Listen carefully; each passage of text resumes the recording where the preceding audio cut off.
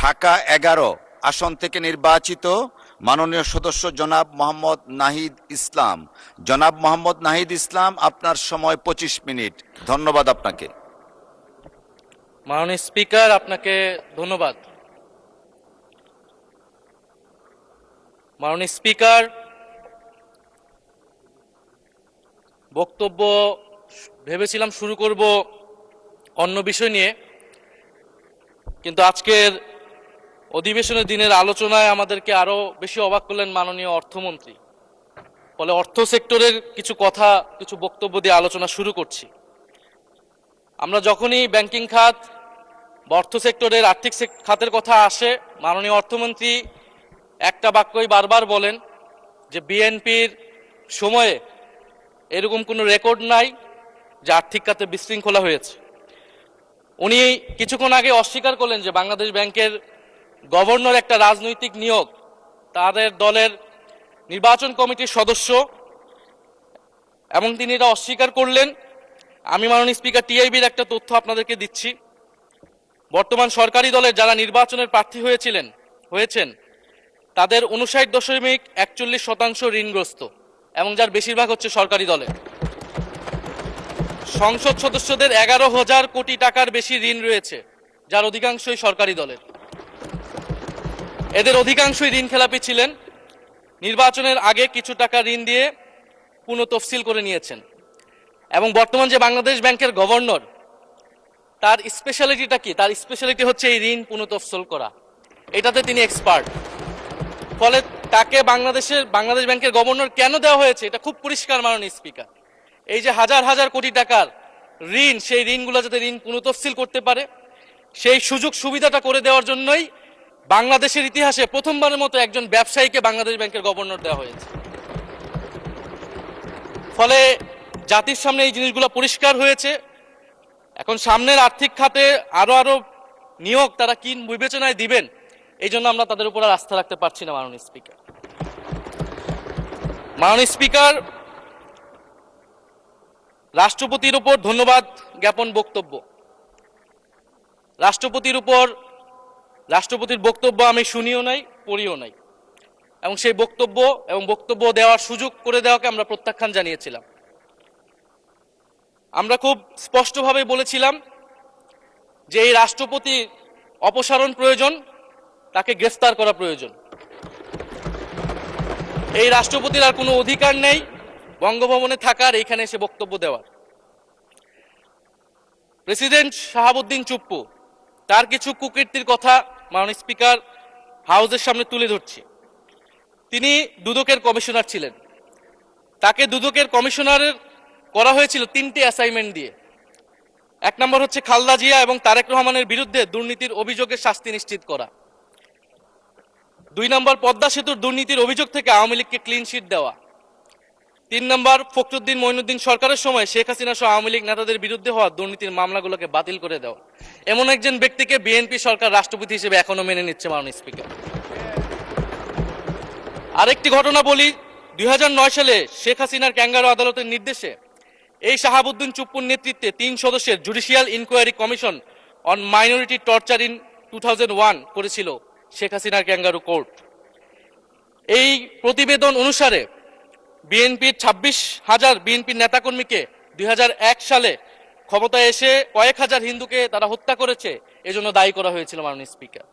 এবং আওয়ামী লীগ এই রিপোর্ট দেশে বিদেশে এই রিপোর্ট ফেরি করে তারা নিজেদের এখানে ক্ষমতায় থাকাটাকে পাকাপোক্ত করেছিল। মাননীয় স্পিকার, এই রাষ্ট্রপতি চুপ্পু এস আলমের হাতে ইসলামী ব্যাংকে তুলে দেওয়ার কারিগর, 2 কোটি আমানতকারীকে পথে বসিয়েছিল। এবং জুলাই গণহত্যার সময় তার ভূমিকা, ফ্যাসিবাদের সাথে তার সংশ্লিষ্টতা সবকিছু আমরা জানি। আমাদের দুর্ভাগ্য, এই দুর্নীতিবাজ, অপদার্থ, মিথ্যুক, গণহত্যার দোষর এখনো বাংলাদেশের রাষ্ট্রপতি। একটা আলোচনা কয়েকবার এসেছে যে রাষ্ট্রপতির অধীনে কেন শপথ নিয়েছি আমরা বলতে এখানে ব্যক্তিগতভাবে আমার কথাই বলেছে, কারণ আমি এখানে শপথ নিয়েছিলাম। তো মাননীয় স্পিকার, সেই সময় প্রেক্ষাপট আর এখনকার প্রেক্ষাপট কি এক? জুলাই গণ অভ্যুত্থানের পরে, 5ই আগস্টের পরে আমাদের সামনে 2টা অপশন ছিল। আমরা বলেছিলাম জাতীয় সরকার করতে হবে, সেই জাতীয় সরকারের প্রস্তাব বিএনপি নাকচ করে দিয়েছে। আমাদের সামনে আরেকটা অপশন ছিল ক্ষমতা আর্মির হাতে তুলে দেওয়া। যদি আমরা সেই দিকে আগাতাম আজকে তারা এখানে বসতে পারতেন কিনা মাননীয় স্পিকার সেটা সন্দেহ আছে। দেশের স্বার্থে, দেশের স্থিতিশীলতার স্বার্থে আমরা সেই সময় সরকারে গিয়েছিলাম, আমরা শপথ নিয়েছিলাম, কিন্তু বৈষম্যবিরোধী ছাত্র আন্দোলন খুব স্পষ্টভাবে 2024 সালে কিন্তু এই রাষ্ট্রপতির অপসারণ চেয়েছিল। সেই সময় সাংবিধানিক ধারাবাহিকতার কথা বলে রাষ্ট্রপতির পক্ষে অবস্থান নিয়েছিল বিএনপির মহাসচিব মির্জা ফখরুল আলমগীর সাহেব, তিনি নিজেই কথা বলেছিলেন। ফলে এখন তো একটা নির্বাচিত সরকার মাননীয় স্পিকার, এখন তো চাইলেই বিএনপি রাষ্ট্রপতি পরিবর্তন করতে পারে সরকার, এবং আমরা বিশ্বাস করি বিএনপিতে সেই ধরনের যোগ্য আস্থাভাজন ব্যক্তি নিশ্চয়ই রয়েছেন। এবং সরকার দলের সদস্যরা অনেকে গৌরবের সাথে বলেছেন যে যেই রাষ্ট্রপতি জিয়াউর রহমানের বিরোধিতা করেছেন সেই রাষ্ট্রপতি এখন জিয়াউর রহমানের প্রশংসা করছে। মাননীয় স্পিকার, গাধাকে দিয়ে আপনি হাল চাষ করিয়ে এটার মধ্যে কোনো বাহাদুরি নাই। এটা আপনাদের দেউলিয়ত্ব, সরকারের দেউলিয়ত্ব যে সরকার এখনো রাষ্ট্রপতি পরিবর্তন করতে পারছে না। মাননীয় স্পিকার, এই অধিবেশনের পুরোটা সময় জুড়ে আমরা সংস্কার, গণভোট, জুলাই সনদ, 72-এর সংবিধান নিয়ে অনেক কথা বলেছি। এবং একটা বিষয় আমার কাছে খুবই অদ্ভুত লেগেছে, কিছু মাননীয় সংসদ সদস্য তারা 72-এর সংবিধানকে 71-এর সাথে মিলিয়েছে। মাননীয় স্পিকার, আমার জানা নেই আসলে তারা কোন বিবেচনা থেকে এটি মিলিয়েছেন। এটা তো সবসময় আওয়ামী লীগ মিলিয়েছে মাননীয় স্পিকার। তারা 72-এর সংবিধানকে 71-এর ফসল হিসেবে 71-এর চেতনার সাথে মিলিয়েছে। 72-এর মূলনীতিকে 71-এর মূলনীতি বলে 71-এর আদর্শ হিসেবে প্রচার করেছেন। আমরা তো সেটার বিরোধিতা করেছি মাননীয় স্পিকার সবসময়, এবং বিএনপির বহু নেতা এটার বিরোধিতা করেছে মাননীয় স্পিকার। 72-এর সংবিধানের ক্রিটিসিজম, সমালোচনা 72 সাল থেকেই বাংলাদেশে শুরু হয়েছিল। গত 16 বছর এই সমালোচনা তৈরি হয়েছিল। 72-এর সংবিধানের সমালোচনা মোটা দাগে তিনটি। প্রথমত, এই সংবিধান স্বাধীন বাংলাদেশের নির্বাচিত প্রতিনিধিরা প্রণয়ন করে নাই। আমি সরকারি দলের মাননীয় সংসদ সদস্য ব্যারিস্টার নওশাদ জমির সাহেবের সাথে, ওনার সাথে আমি সহমত পোষণ করে বলতে চাই, একটা স্বাধীন দেশের শাসনতন্ত্র রচনা করার অধিকার, সুযোগ সেই দেশের নির্বাচিত প্রতিনিধিদের হওয়া উচিত। 72-এর সংবিধান রচনা করেছিল যারা 70-এর নির্বাচনে আইয়ুব খানের এলএফের অধীনে যারা নির্বাচিত হয়েছিল পাকিস্তানের শাসনতন্ত্র রচনা করার জন্য মাননীয় স্পিকার। দ্বিতীয়ত,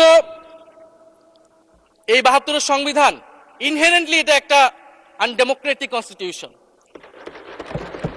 একজন ব্যক্তির হাতে সকল ক্ষমতা অর্পণ করা হয়েছিল মাননীয় স্পিকার। সেই সময় শেখ মুজিবকে সামনে রেখে এই সংবিধান তৈরি করা হয়েছিল। একজন ব্যক্তির হাতে সংসদের ক্ষমতা, নির্বাহী বিভাগের ক্ষমতা, এমনকি বিচার বিভাগের ক্ষমতাও নানা কায়দা করে তার হাতে তুলে দেওয়া হয়েছিল মাননীয় স্পিকার। ফলে স্বৈরতন্ত্রের বীজ কিন্তু সেই 72-এর সংবিধান থেকে বাংলাদেশে শুরু হয়েছিল। এবং সবচেয়ে ইম্পর্টেন্ট, এই সংবিধান হচ্ছে মুজিববাদী আদর্শ দ্বারা রচিত হয়েছিল মাননীয় স্পিকার। 71-এর আদর্শ কিন্তু চার নীতি ছিল না মাননীয় স্পিকার। 71-এর আদর্শ ছিল সাম্য, মানবিক মর্যাদা, সামাজিক ন্যায় বিচার। 72-এর সংবিধান এসে বলা হলো জাতীয়তাবাদ, বাঙালি জাতীয়তাবাদ, ধর্মনিরপেক্ষত্ব, গণতন্ত্র এবং সমাজতন্ত্র, এবং এটার বিরুদ্ধে বিদ্রোহ করেছিলেন মেজর জিয়াউর রহমান। মাননীয় স্পিকার, আজকে বিএনপি তার ফান্ডামেন্টাল জায়গা থেকে সরে যাচ্ছে মাননীয় স্পিকার। শুধু জামাত ইসলাম 72-এর বিরোধিতা করেছে বলে কি বিএনপি এখন আওয়ামী লীগের পজিশনে চলে গিয়েছে? আমাদের জানা নেই মাননীয় স্পিকার। 72-এর সংবিধানের বিরোধিতা করেছেন বদরুদ্দিন উমর, 72-এর সংবিধানের বিরোধিতা করেছেন মাওলানা ভাসানী, 72-এর সংবিধানের বিরোধিতা করেছেন কমরেড মুজাফফর আহমেদ, 72-এর সংবিধানের বিরোধিতা শত শত মুক্তিযোদ্ধারা করেছেন মাননীয় স্পিকার। ফলে এই 72-এর সংবিধানকে বাতিল করার একটা সুযোগ আমাদের এসেছিল 1975 সালের সিপাহী জনতার বিপ্লবের মধ্য দিয়ে। জিয়াউর রহমানের এটা একটা ঐতিহাসিক ভুল বলবো মাননীয় স্পিকার, তার প্রতি সম্মান রেখে, যে আমরা সেই সময় সেই অপরচুনিটি মিস করেছি। আমরা একটা গণপরিষদ দিয়ে নতুন সংবিধান করতে পারি না, এবং এই অপরচুনিটি আমরা এই 24-ও মিস করেছি এবং এখনো করতে যাচ্ছি মাননীয় স্পিকার। মাননীয় স্পিকার, 5ই আগস্টের পরে যখন সংস্কারের আলোচনা আসলো, বৈষম্যবিরোধী ছাত্র আন্দোলন তাদের পক্ষ থেকে আমরা বলেছিলাম আমরা নতুন সংবিধান চাই বা সংবিধান পুনর্লিখন চাই। বিএনপি বলেছিল তারা নির্বাচনের মাধ্যমে ক্ষমতায় যেতে চায়। ফলে 5ই আগস্টের পর থেকে রাস্তা দুটি আলাদা হয়ে গেছিল মাননীয় স্পিকার। তখন আমরা একটা মধ্যপন্থায় আসলাম যে আমরা সংস্কারে আসি। সেই জায়গা থেকে সংস্কার কমিশন ঐক্যমত, সেখানে আলোচনা হলো। এখন সাংবিধানিক সংস্কার পরিষদ করার কথা গণভোটে বলা হলো, এখন বিএনপি সেই জায়গা থেকে সরে গিয়েছে। এখন বিএনপি যদি সেই জায়গা থেকে সরে যায়, আমাদেরকে পূর্বের জায়গায় ফেরত যেতে হবে। মাননীয় স্পিকার, সংবিধান পুনর্লেখনের দাবি আমাদেরকেও জানাতে হবে। তারা যদি ৭২-এর পক্ষে এরকম অটল অবস্থানে থাকে। জুলাই সনদ নিয়ে অনেক কথা হয়েছে মাননীয় স্পিকার। জুলাই সনদ, জাতীয় জুলাই সনদ, আমরা যেদিন স্বাক্ষর হয়েছিল, আমরা জাতীয় নাগরিক পার্টি সেদিন স্বাক্ষর অনুষ্ঠানে যাইনি মাননীয় স্পিকার। এবং পরবর্তীতে আমরা স্বাক্ষর করেছি বলা যায় না, আমরা সেখানে আমাদের কমেন্টটা দিয়ে এসেছিলাম মাননীয় স্পিকার। জুলাই জাতীয় সনদ, জুলাই গণ অভ্যুত্থানের পরবর্তীতে এত কষ্টের যে ফসলটাকে, সেইটাকে মাননীয় স্পিকার নোট অফ ডিসেন্ট দিয়ে সেটাকে কলুষিত করে ফেলা হয়েছে। যেদিন জুলাই জাতীয় সনদ স্বাক্ষর হয়, সেদিন জুলাই জাতীয় সনদের মেজর সংস্কারগুলোতেই পাশে একটা নোট লেখা হয়েছে যে কোনো রাজনৈতিক দল বা জোট তাদের নির্বাচনী ইস্তিহার উল্লেখপূর্বক যদি জনগণের ম্যান্ডেট লাভ করে, তাহলে তারা সেই মতো ব্যবস্থা গ্রহণ করতে পারবে। তাহলে যেই দল নির্বাচনে জয়ী হবে, তারা তাদের ইস্তেহার অনুযায়ী সবকিছু করবে মাননীয় স্পিকার। এটার জন্য ঐক্যমতের কোনো প্রয়োজন হয় না। আপনি যদি নির্বাচনে জিতে আপনার ইস্তিহার মতোই সবকিছু করবেন, তাহলে আপনার সাথে আমার কিসের ঐক্যমত, কিসের আলোচনা? এবং সেই নোটগুলো কিভাবে লেখানো হয়েছে, কিভাবে বল প্রয়োগ করে, শক্তি প্রয়োগ করে ঐক্যমত কমিশনকে চাপ দিয়ে লেখানো হয়েছে মাননীয় স্পিকার, এটা ঐক্যমত কমিশনের আমি মনে করি এখন বলার সুযোগ এসেছে, সময় এসেছে। ফলে জুলাই জাতীয় সনদ কে আমরা একসেপ্ট সেই সময় করতে পারি নাই। এবং মাননীয় স্বরাষ্ট্রমন্ত্রীর ভাষাকে ধার করে আমি বলতে চাই যে জুলাই জাতীয় সনদ এক অন্তহীন প্রতারণার দলিলে পরিণত করেছে মাননীয় স্পিকার বিএনপি এটাকে।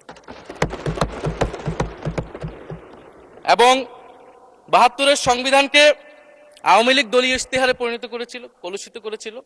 এবং জুলাই জাতীয় সনদকে বিএনপি কলুষিত করেছে, দলীয় ইস্তেহারে পরিণত করেছে মাননীয় স্পিকার। আপনি বলছেন জুলাই জাতীয় সনদ, তারপরে আপনি দেখাচ্ছেন হচ্ছে আমার দলীয় ইস্তিহার, তাহলে এখানে তো কোনো ঐক্যমতের সুযোগ নাই। এরপরে আসলো গণভোট।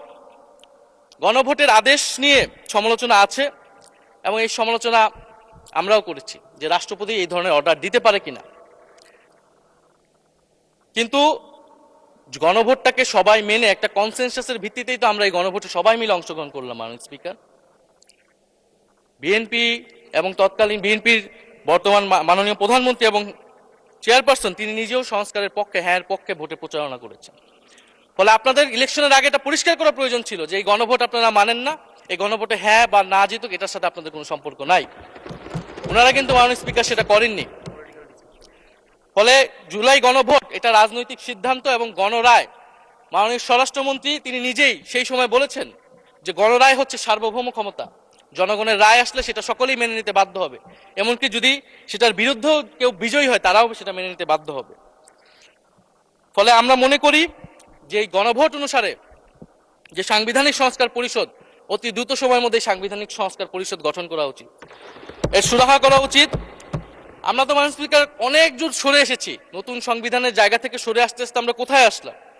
আমরা খুবই সামান্য কিছু দাবি এখানে এসেছে, জুলাই জাতীয় সনদ বা গণভোট যেটাই বলেন না কেন, যে একটা উচ্চকক্ষ হবে ভোটের অনুপাতে, তত্ত্বাবধায়ক সরকার হবে।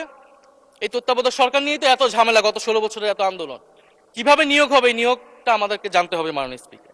নির্বাচন কমিশনার এবং সাংবিধানিক প্রতিষ্ঠানগুলোতে কিভাবে নিয়োগ হবে, একটা নির্দলীয় এবং গ্রহণযোগ্য নিয়োগ আমরা কিভাবে করতে পারি, যেটা দেশকে বিভাজিত করবে না, বিরোধী দলের অধিকার ক্ষুণ্ণ করবে না। এবং সবচেয়ে গুরুত্বপূর্ণ বিচার বিভাগ পৃথকীকরণ মাননীয় স্পিকার। এগুলা আমরা 5ই আগস্টের পরে আসমান থেকে বলিনি, এগুলা গত 16 বছর আলোচনা হয়েছে। বিএনপির 31 দফায় আলোচনা ছিল, আরো অনেক রাজনৈতিক দলের আলোচনাতে, সংস্কারের আলোচনা থেকে আমরা মাননীয় স্পিকার ধার করেছিলাম।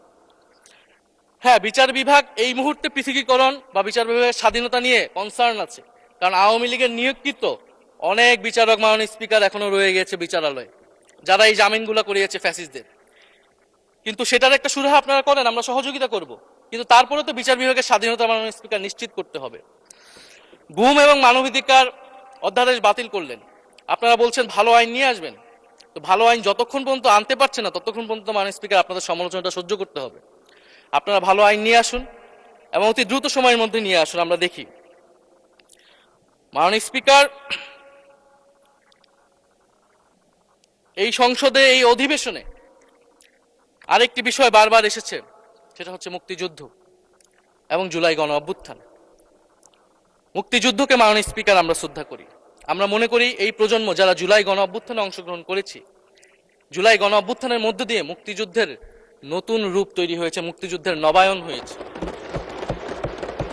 মাননীয় স্পিকার, ফলে মুক্তিযুদ্ধের সাথে জুলাই গণ অভ্যুত্থানের কোনো সাংঘর্ষিক অবস্থান নেই। আমরা বারবার বলেছি মুক্তিযুদ্ধ, জুলাই গণ অভ্যুত্থান হচ্ছে মুক্তিযুদ্ধেরই আরেকটি ধারাবাহিকতা। মুক্তিযুদ্ধে আমরা সাম্য মানবিক মর্যাদার কথা বলেছি, জুলাই গণ অভ্যুত্থানে আমরা বৈষম্য বিরোধী গণতান্ত্রিক বাংলাদেশের কথা বলেছি। মাননীয় স্পিকার, কোথায় পার্থক্য, কোথায় আলাদা, এবং কোন ঘটনা বড় কোন ঘটনা ছোট, এটা অহৈতুক তর্ক। মাননীয় স্পিকার, আমরা কেউ বলি নাই যে জুলাই গণ অভ্যুত্থান মুক্তিযুদ্ধের থেকে বড়, বা জুলাই গণ অভ্যুত্থান 90-এর থেকে বড় বা 90-এর থেকে ছোট। জুলাই গণ অভ্যুত্থান এক বিশেষ ঘটনা বাংলাদেশের ইতিহাসে, মুক্তিযুদ্ধ এক বিশেষ ঘটনা, মুক্তিযুদ্ধ বাংলাদেশের ফাউন্ডেশন। মাননীয় স্পিকার, এটার ব্যাপারে আমরা আনকম্প্রোমাইজেবল, এটা নিয়ে কোনো বিতর্কের কোনো সুযোগ নাই। তবে এই কথাটা ওনারাই বারবার বলে মুক্তিযুদ্ধকেও ছোট করতেছেন, জুলাই গণ অভ্যুত্থানকেও ছোট করতেছেন। আরেকটি বিষয় মাননীয় স্পিকার, মুক্তিযুদ্ধর কথা যখন এসেছে, আমরা যে সাম্প্রতিক সময়ে জাতীয় মুক্তিযোদ্ধা কাউন্সিল জামুক আইন সংশোধন করা হলো, অধ্যাদেশ পাশ করা হলো, সেখানে কিন্তু একটা গুরুত্বপূর্ণ সংশোধনী এসেছে। মুক্তিযোদ্ধাদের সংজ্ঞা থেকে মুজিব বাহিনীকে বাদ দেওয়া হয়েছে। মাননীয় স্পিকার, এবং আপনারা জানেন যে এই মুজিব বাহিনী, সেটাকে সংযুক্তির মাধ্যমে হাজার হাজার ছাত্রলীগের নেতাকর্মীকে মুক্তিযোদ্ধা সার্টিফিকেট দেওয়া হয়েছিল। মাননীয় স্পিকার, মুজিব বাহিনীর রোল কি ছিল, এটা আপনারা এখানে যারা অভিজ্ঞ মাননীয় স্পিকার অনেক মুক্তিযোদ্ধা আছেন, তারা ভালো করেই জানেন। মুজিব বাহিনী তৈরি হয়েছিল অন্তর্ঘাত তৈরি করার জন্য। তারা অস্ত্র হাতে দেশে পাকিস্তান বাহিনীর বিরুদ্ধে যুদ্ধ করে নাই। তারা দেশে ঢুকে মুক্তিযুদ্ধের আওয়ামী লীগ বারে অন্য যেই পক্ষগুলো রয়েছে তাদেরকে হত্যা করেছিল। মাননীয় স্পিকার, ফলে মুজিব বাহিনী কিন্তু কোনো মুক্তিযোদ্ধা না বর্তমান আইন অনুসারে। কিন্তু এখানে অনেক মুজিব বাহিনীর কিছু লোক আছেন, তারা নিজেদেরকে মুক্তিযোদ্ধা হিসেবে বারবার জাহির করছে। ফলে আমাদেরকে এই ফারাকটাও করতে হবে মাননীয় স্পিকার। এবং মুক্তিযুদ্ধের পক্ষ বিপক্ষের রাজনীতি গত 50 বছর ধরে হয়েছে। আমরা এই সমাধান এখনো কেন করতে পারিনি মাননীয় স্পিকার? এর দায়ভার কে নেবে? বিএনপি কি নেবে না, যারা 29 বছর জামাতের সাথে রাজনীতি করেছে? একটা কথা তো এখন সবাই বলে, সাথে থাকলে সঙ্গী, না থাকলে জঙ্গি। ফলে এটার দায়িত্ব ছিল তো উনাদের, এই রিকনসিলিয়েশন তৈরি করা, এই প্রশ্নের সুরাহা করা। জুলাই গণ অভ্যুত্থানের পরে, স্বাধীনতার 54-55 বছর পরে জাতীয় সংসদে মুক্তিযুদ্ধের পক্ষ আর বিপক্ষ বলে ভাগ থাকবে, এটা তো মাননীয় স্পিকার আমরা প্রত্যাশা করি না, এটা এই প্রজন্ম প্রত্যাশা করে না। আমি মাননীয় স্বরাষ্ট্রমন্ত্রীর সাথে একমত পোষণ করি যে ইতিহাসের এই বিতর্ক আমাদেরকে সমাধান করতে হবে, একপাশে রেখে সামনের দিকে এগিয়ে যেতে হবে, এবং এটা সব পক্ষকে এটার জন্য দায়িত্বশীল ভূমিকা পালন করতে হবে। মুক্তিযুদ্ধ যেমন কোনো দেশের ষড়যন্ত্র না, আবার মুক্তিযুদ্ধের নাম করে এদেশে যে লুটপাট ফ্যাসিবাদ কায়েম হয়েছে, সেটাও আমাদের ভুলা যাবে না। মাননীয় স্পিকার, মাননীয় স্পিকার, জুলাই গণ অভ্যুত্থান সকলের অংশগ্রহণে হয়েছিল, এটা আমরা বারবার বলেছি। তবে বিএনপির বিভিন্ন সদস্য তারা তাদের আলোচনায় বারবার বলার চেষ্টা করে যে আমরা ছিলাম না, আমরা তো এভাবে ছিলাম, এভাবে ছিলাম। এটা তো প্রমাণ করার প্রয়োজন নাই মাননীয় স্পিকার। এটা কেন এত হীনমন্যতা আমাদের এটা বুঝে আসে না। বিএনপি তো অবশ্যই জুলাই গণ অভ্যুত্থানে ছিল, আমাদের সাথেই ছিল। এবং সেই সময়ের একটা উক্তি বিএনপির মহাসচিব মির্জা ফখরুল ইসলাম আলমগীর, উনি বলেছিলেন যে এই আন্দোলনের সাথে আমাদের সম্পর্ক নাই, এটা ছাত্রদের আন্দোলন। তার ওই বক্তব্য সঠিক ছিল মাননীয় স্পিকার। তার ওই সময়ে কৌশলগত অবস্থান এটাই সঠিক ছিল, উনি ওই সময় এই বক্তব্যই প্রয়োজন ছিল। এটা তো আমাদের কোনো দ্বিমত নাই। মাননীয় স্পিকার, আমাকে ডিজিএফআই, ডিবি, এসবি, বাংলাদেশের হেন কোনো গোয়েন্দা সংস্থা নাই যারা আমাকে ইন্টারগেশন করেছে, টর্চার করেছে, এবং একটা কথা বারবার বলানোর চেষ্টা করেছিল যে এই আন্দোলন বিএনপি জামাতের আন্দোলন, যারা আগুন লাগিয়েছে তারা বিএনপি জামাতের সন্ত্রাসী। এটা একবার তোমরা শুধু বলো। ডিবি অফিসে শেষ পর্যন্ত আমরা বাধ্য হয়েছি আন্দোলন স্থগিতের ঘোষণা দিতে, কিন্তু কখনো এই কথাটা মাননীয় স্পিকার আমরা বলিনি। ফ্যাসিবাদ বিরোধী রাজনৈতিক দলের নেতাকর্মীকে আমরা আন্দোলনের সময় থেকে এখন পর্যন্ত কখনো আমরা অস্বীকার করিনি। কিন্তু একটা জায়গা আমরা ফারাক করতে চাই, যে এই গণ অভ্যুত্থান কোনো দলীয় আন্দোলন নয়। 90-এর গণ অভ্যুত্থান, 69-এর গণ অভ্যুত্থান থেকে এই গণ অভ্যুত্থানের পার্থক্য রয়েছে মাননীয় স্পিকার। এই গণ অভ্যুত্থানে ফ্যাসিবাদ বিরোধী রাজনৈতিক দলের নেতাকর্মীরা নেতৃত্বে নয়, সামনে পিছনে ছিল মাননীয় স্পিকার, সামনে সাধারণ জনগণ ছিল, ছাত্ররা ছিল। ফলে সেই হিসেবেই এই গণ অভ্যুত্থানকে স্বীকৃতি দেওয়া উচিত। এখন যদি বলা হয় যে অমুকের নেতৃত্বে এই গণ অভ্যুত্থান হয়েছে, আমাদের লোকেরা এই গণ অভ্যুত্থান করেছে, এটা মাননীয় স্পিকার এই গণ অভ্যুত্থানের সাথে যারা সাধারণ মানুষ নেমেছিল, যারা শহীদ হয়েছে, তাদের সাথে মাননীয় স্পিকার বিশ্বাসঘাতকতা করা হবে। ফলে জুলাই গণ অভ্যুত্থানে সকলের অংশগ্রহণ ছিল। হ্যাঁ, আমাদের অনেক মত পার্থক্য, জুলাই গণ অভ্যুত্থানের পরে আমাদের রাস্তা আলাদা হয়ে গেছে আমরা মনে করি রাজনৈতিকভাবে, কিন্তু গণ অভ্যুত্থান আমরা একসাথেই করেছিলাম মাননীয় স্পিকার। এবং আমি দুইটা কোটেশন বলতে চাই মাননীয় স্পিকার। 7ই আগস্টে নয়াপল্টনের সমাবেশে জনাব তারেক রহমান ভার্চুয়ালি যুক্ত হয়ে বলেন, 1971 ছিল স্বাধীনতা অর্জনের আন্দোলন, আর 2024-এর আন্দোলন হলো সেই স্বাধীনতা ও সার্বভৌমত্ব রক্ষার আন্দোলন। এই আন্দোলনে অংশ নেওয়া প্রতিটি ছাত্র জনতা আজ থেকে নতুন দিনের মুক্তিযোদ্ধা। মাননীয় স্পিকার, মুক্তিযুদ্ধের সাথে আমরা তুলনা করছি এই জায়গা থেকে, কারণ আমাদের কাছে এটা প্রায় যুদ্ধ সময় একটা পরিস্থিতি ছিল। 6 আগস্ট বঙ্গভবনে আলোচনা শেষে ব্রিফিং এ মির্জা ফখরুল ইসলাম আলমগীর বলেন, ছাত্র জনতা বুকের রক্ত দিয়ে আমাদের নতুন এক সকাল উপহার দিয়েছে। বাংলাদেশ আজ দ্বিতীয়বার স্বাধীন হলো। এই স্বাধীনতা আমাদের রক্ত দিয়ে রক্ষা করতে হবে মাননীয় স্পিকার। আমরাও বলি রক্ত দিয়ে রক্ষা করতে হবে। মাননীয় স্পিকার, আমাকে একটু সময় বাড়িয়ে দিবেন। আমি যে সময়টা পেয়েছি এটা বিরোধী দলের কোটা থেকে, আমি আশা করব সরকারি দলের কোটা থেকে আমি আরো 10 মিনিট পাবো মাননীয় স্পিকার। মাননীয় চিফ হুইপ এবং সংসদ নেতা নিশ্চয়ই এটাতে সম্মতি দিবেন। মাননীয় স্পিকার, আমরা ভারত এবং পররাষ্ট্রনীতি নিয়ে কিছু কথা বলতে চাই। এই সরকার আসার পর একটা জিনিস বারবার আছে যে ভারতের সাথে সম্পর্ক উন্নয়ন, এবং মাননীয় পররাষ্ট্র মন্ত্রী যিনি আগের সরকারের নিরাপত্তা উপদেষ্টা, যার পদত্যাগ তৎকালীন বিএনপি চেয়েছিলেন, সেই পররাষ্ট্রমন্ত্রী ভারতে সফর করেছেন প্রথম, এবং তিনি যে বিবৃতি দিয়েছেন সেই বিবৃতি আমাদের কাছে স্পষ্ট না। আমরা কোন ভিত্তিতে ভারতের সাথে সম্পর্ক উন্নয়নের কথা বলছি? যেই ভিত্তিতে আওয়ামী লীগ উন্নয়নের কথা বলেছিল, সেই ভিত্তিতে ভারত বাংলাদেশকে 1971 সালের পর থেকে করদ রাজ্য পরিণত করার জন্য হেন চেষ্টা নেই যে করে নাই মাননীয় স্পিকার। সীমান্তে হত্যাকাণ্ড এখনো হচ্ছে, আমরা নদীর পানি হিস্সা পাচ্ছি না, এবং নতুন করে যেটা হচ্ছে যে বর্ডারে বাংলাদেশি বলে বিভিন্ন মানুষকে পুশ ইন করা হচ্ছে। 2025 সালে 2 মাসে 4000 মানুষকে বাংলাদেশে পুশ ইন করেছে ভারত, ইন্ডিয়ান এক্সপ্রেস অনুযায়ী। মাননীয় স্পিকার, এক ভয়ঙ্কর সংকট সামনের দিনে আমাদের দিকে কিন্তু আসতে যাচ্ছে। এবারে পশ্চিমবঙ্গের ইলেকশন হলো মাননীয় স্পিকার। নির্বাচনের কয়েকদিন আগে ভোটার তালিকা থেকে অন্তত 30 লক্ষ জীবিত ভোটারকে বাদ দেওয়া হয়েছে। এদের অধিকাংশ হচ্ছে মুসলিম এবং মতুয়া সম্প্রদায় মাননীয় স্পিকার। এবং এনআরসি তারা করেছে, বাংলাভাষী মুসলমানদেরকে তারা বাংলাদেশি বলে বিতাড়িত করছে এবং বাংলাদেশে পুশ ইন করার চেষ্টা করছে। এবং আমাদের যে ভারতের সাথে আগের সংকট রয়েছে, এবং গত 16 বছর যে ফ্যাসিজম ছিল, সেটাকে আঞ্চলিক এবং আন্তর্জাতিকভাবে আওয়ামী লীগকে স্পষ্টভাবে সমর্থন দিয়েছিল ভারত। এবং এখনো জুলাইয়ের গণহত্যাকারী খুনি শেখ হাসিনা, ওসমান হাদির হত্যাকারীরা সবাই ভারত তাদেরকে আশ্রয় দিয়েছে। ফলে ভারতের সাথে এই বিষয়গুলো নিয়ে আমাদের সরকার কি কথা বলেছে, এটা মাননীয় স্পিকার আমরা জানতে চাই। ভারতের সাথে সম্পর্ক আমরা উন্নয়ন করতে চাই, ভারত আমাদের প্রতিবেশী দেশ, কিন্তু মর্যাদার ভিত্তিতে, সাম্যের ভিত্তিতে এই সম্পর্ক হতে হবে মাননীয় স্পিকার। ভারত শুধু আওয়ামী লীগের সাথে সম্পর্ক তৈরি করে এই দেশকে নিয়ন্ত্রণ করার চেষ্টা করছে, সেই দিনকে সে কবর রচনা করতে হবে মাননীয় স্পিকার। ফলে এটা আমরা বুঝতে পারতেছি না ভারত বিএনপির সাথে বা বর্তমান সরকারের সাথে তার সম্পর্কের ভিত্তিটা কি, এবং বর্তমান সরকার আমার এই কথাগুলো যেগুলো আমি বললাম সেগুলো নিয়ে ভারতের সাথে কথা বলেছে কিনা মাননীয় স্পিকার। মাননীয় স্পিকার, দুর্নীতি নিয়ে অনেক কথা হয়, আমি ঋণ খেলাপির পরিসংখ্যানগুলো দিলাম, এবং নির্বাচনের বিধান অনুযায়ী ঋণ খেলাপি কেউ নির্বাচনে প্রার্থী হতে পারবে না। কিন্তু আমরা দেখলাম নির্বাচনের আগে কিছু টাকা পরিশোধ করে ঋণ পুনঃতফসিল করে তারা সংসদ সদস্য বেশি আসলেন মাননীয় স্পিকার। মাননীয় স্পিকার, আমি কিছু সংখ্যা বলছি। 1700 কোটি টাকা, 765 কোটি টাকা, 679 কোটি টাকা, 621 কোটি টাকা, 201 কোটি টাকা, 182 কোটি টাকা, 97 কোটি টাকা। মাননীয় স্পিকার, এগুলো আমাদের সংসদ সদস্য যারা তাদের ঋণ রয়েছে মাননীয় স্পিকার। এবার আমি নাম বললাম না, কিন্তু পরের সেশনে কিন্তু মাননীয় স্পিকার আমি নাম ধরেই কথা বলবো, এগুলা ফ্যাক্ট, এবং এখনো 2 জন আসতে পারে নাই এই কারণে। এখন দুর্নীতির বিরুদ্ধে তো যুদ্ধ ঘোষণা হয়েছে, এখন এই ঋণগুলো কবে বাংলাদেশের জনগণ ফেরত পাবে, বাংলাদেশের ব্যাংক ফেরত পাবে মাননীয় স্পিকার, এটা আমরা জানতে চাই। মাননীয় স্পিকার যদি সময় একটু বাড়িয়ে দেন।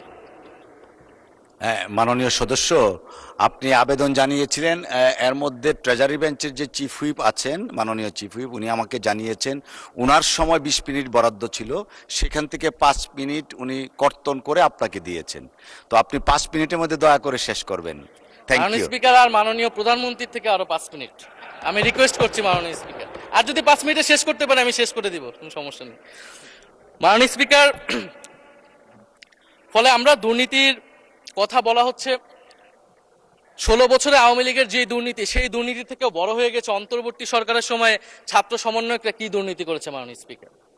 ছাত্র সমন্বয়করা খুবই খারাপ, তারা মন্ত্রণালয়ে ঘুরেছে, দুর্নীতি করেছে, কিংস পার্টি করেছে। তো মাননীয় স্পিকার, গত আওয়ামী লীগের আমলে 16 বছরের দুর্নীতির বিচার ওনারা কিভাবে করবেন সেইটা মাননীয় স্পিকার ওনাদের বলা উচিত জনগণের সামনে। এবং আরো ভালো হয় যদি 2001 থেকে 6 সাল পর্যন্ত মাননীয় স্পিকার যে দুর্নীতির অভিযোগগুলো এসেছিল সেটারও একটা স্বচ্ছ তদন্ত মাননীয় স্পিকারের বর্তমান সরকার করে। দুর্নীতি কেউ না কেউ তো করেছে, কারা করেছে তাদের নাম বাংলাদেশের জনগণের সামনে উন্মুক্ত করা হোক, কারণ সেটার জন্যই তাদেরকে ভোগান্তি পোহাতে হয়েছে 1/11 ষড়যন্ত্রের মাধ্যমে। বর্তমান প্রধানমন্ত্রী, তাকেও কিন্তু দুর্নীতির মিথ্যা অভিযোগ দিয়ে মাননীয় স্পিকার তার বিরুদ্ধে মামলা করা হয়েছিল। মাননীয় স্পিকার, মাননীয় স্বরাষ্ট্রমন্ত্রীর দৃষ্টি আকর্ষণ করছে, একটু আইন শৃঙ্খলা নিয়ে কথা বলি। 2 মাসে বিএনপির হাতে খুন হয়েছে 31 জন, ধর্ষণের ঘটনা ঘটেছে 14টি, বিএনপির চাঁদাবাজির খবর এসেছে 83টি, হামলার ঘটনা এসেছে 154টি। এর একটিতেও সরকার কার্যকর কোনো ব্যবস্থা গ্রহণ করেনি। মাননীয় স্পিকার, শাহবাগ থানার সামনে ঢাকা বিশ্ববিদ্যালয়ের সাংবাদিক সমিতির কয়েকজন সদস্যকে বেধড়ক মারধর করেছে ছাত্র দলের নেতাকর্মীরা, এবং এটার এখনো কোনো মামলা নেয়নি। মাননীয় স্বরাষ্ট্রমন্ত্রী যদি জানান এই মামলাটা কেন নেওয়া হচ্ছে না। থানার ভিতর প্রবেশ করে ওসির রুমে ডাকসুর 2 জন নির্বাচিত প্রতিনিধিদের উপর হামলা করা হয়েছে।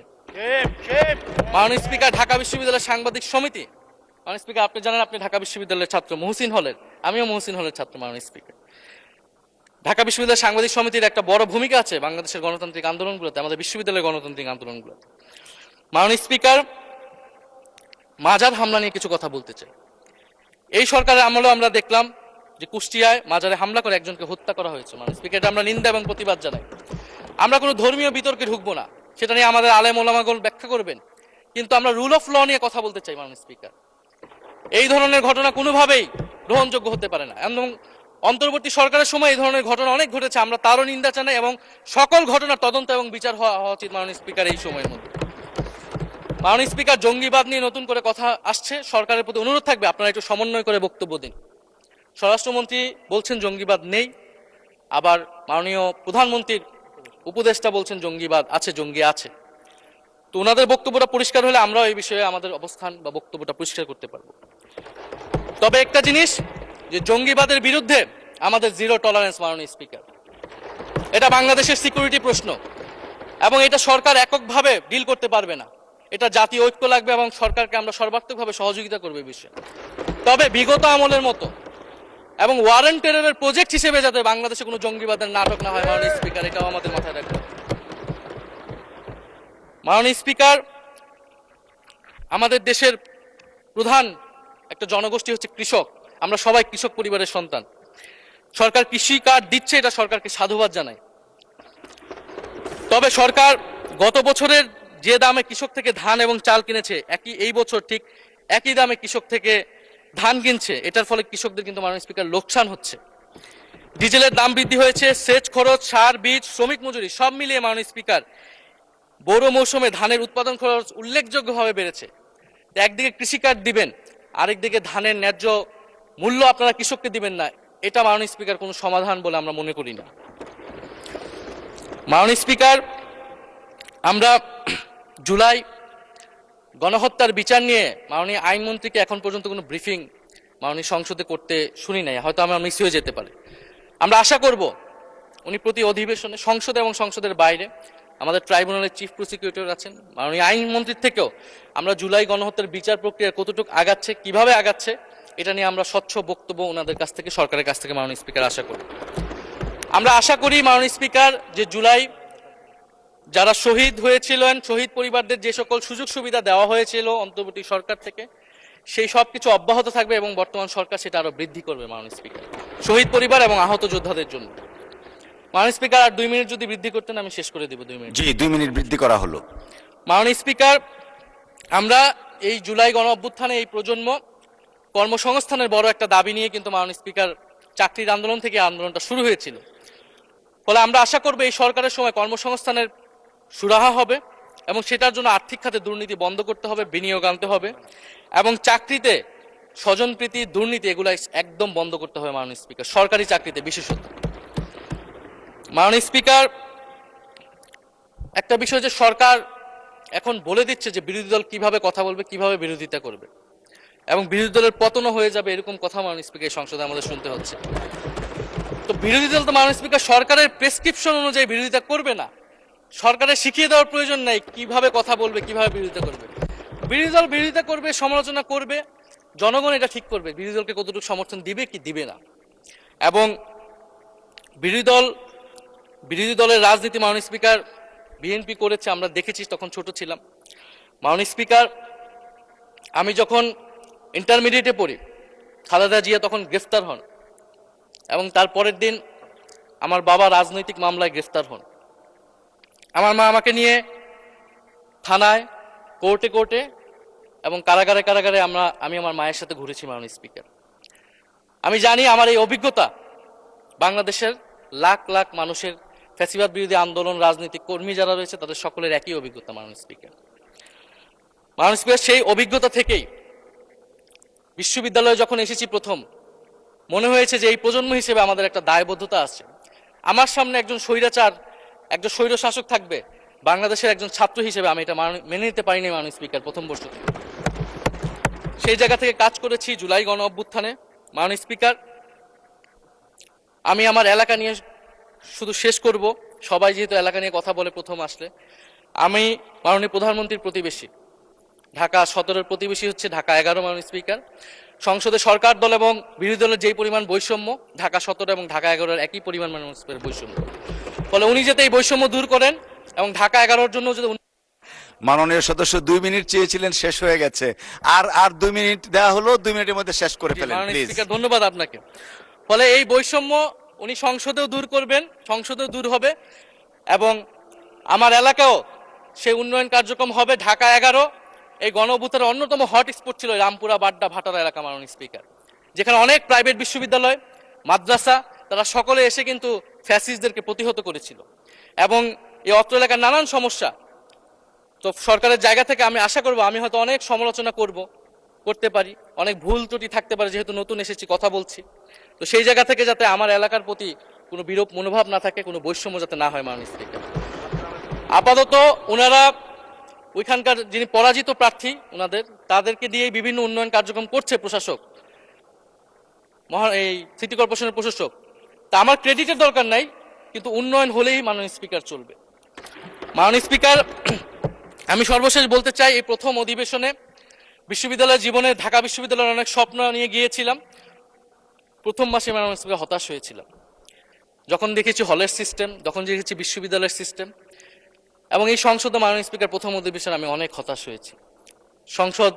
সরকারি দলের সদস্যরা যেভাবে স্তুতি করেছে, যেভাবে সংবিধান সংস্কার পরিষদকে বাতিল করে দেওয়া হয়েছে, যেভাবে গণভোটকে অস্বীকার করেছে, মাননীয় স্পিকার, আমি আশা করব আমাদের এই হতাশা অতি দ্রুতই শেষ হবে এবং আমরা যেই কমিটমেন্ট জনগণের কাছে করেছি সেই সকল প্রতিশ্রুতি আমরা রক্ষা করে সামনের দিকে এগিয়ে যেতে পারবো। মাননীয় স্পিকার, আপনাকে ধন্যবাদ, এই হাউসের সকলকে ধন্যবাদ মাননীয় স্পিকার।